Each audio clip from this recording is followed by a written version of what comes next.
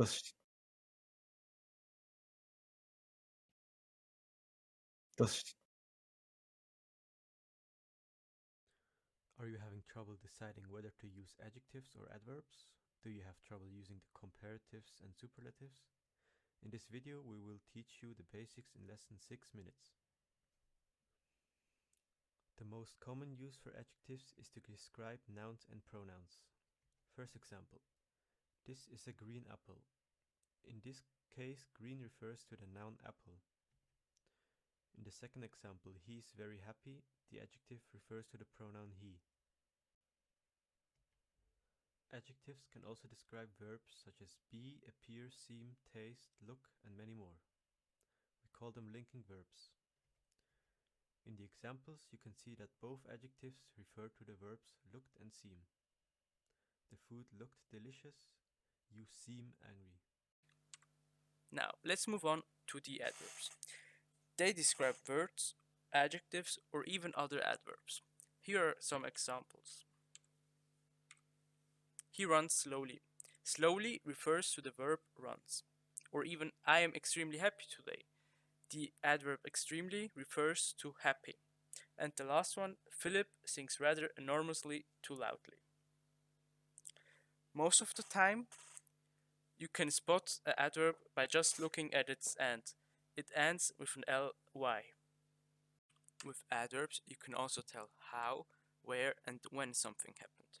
Here are some examples given in these three uses. My brother loudly shouted my name, so that's when we ask the question, how did he shout? Or, his mother calls him from downstairs, from where did she call? Or the last one, they arrived early for the meeting. When did they arrive? Adverbs can also be negative if you want to create a negative sentence without no, not, neither, nor, never.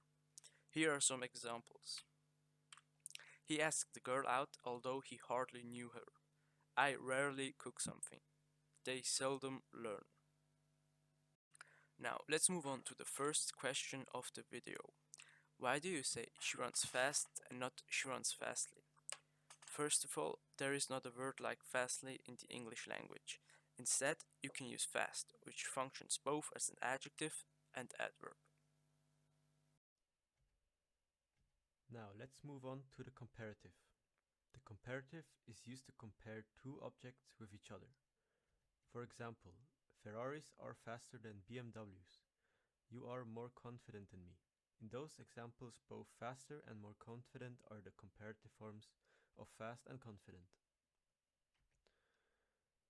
To form the regular comparative forms, we need to look at the number of syllables the adjective has. If the adjective has one syllable, we add er at the end. For example, the comparative form of cool would be cooler.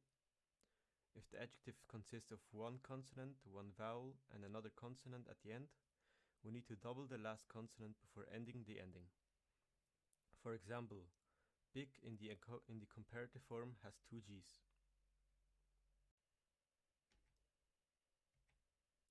For adjectives that have two syllables, either add er again or add the word more in front of the adjective. For example, the comparative form of peaceful is more peaceful. If the adjective ends with a y, we need to replace it with an I before adding the ending. You can see that in the last two examples, the words lucky and happy have a y at the end, but in the comparative form, that y is replaced by the I. For adjectives with three or more syllables, always add the word more in front of it. Nice and simple, isn't it? So generous will turn into more generous, and important will also simply turn into more important. There are also irregular forms of the comparative, which are very important to know, so I recommend learning them by heart. The most common examples would be better, which is the comparative form of good, and worse, which is the comparative form of bad. And that is also the answer to our second question of why better is incorrect, which is because, like I just said, it is irregular and it doesn't exist. Now let's move on and see how sentences with comparative are formed. Usually the structure of a sentence with a comparative is as follows. First, there is the subject, then the verb, followed by the comparative form of an adjective, followed by the word than, and at the end an object for the comparison.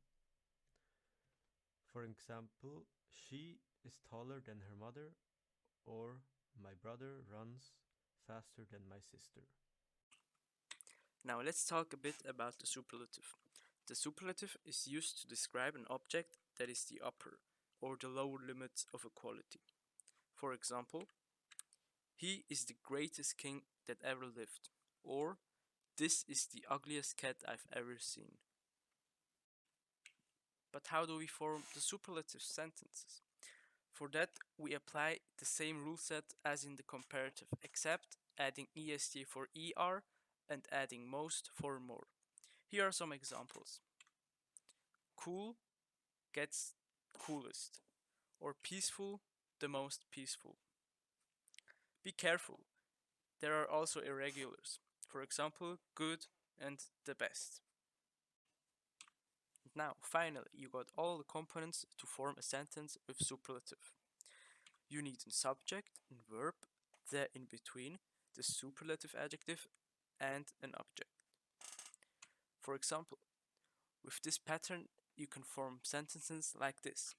Usain Bolt is the fastest man on earth, or even, you are the most intelligent person in this school.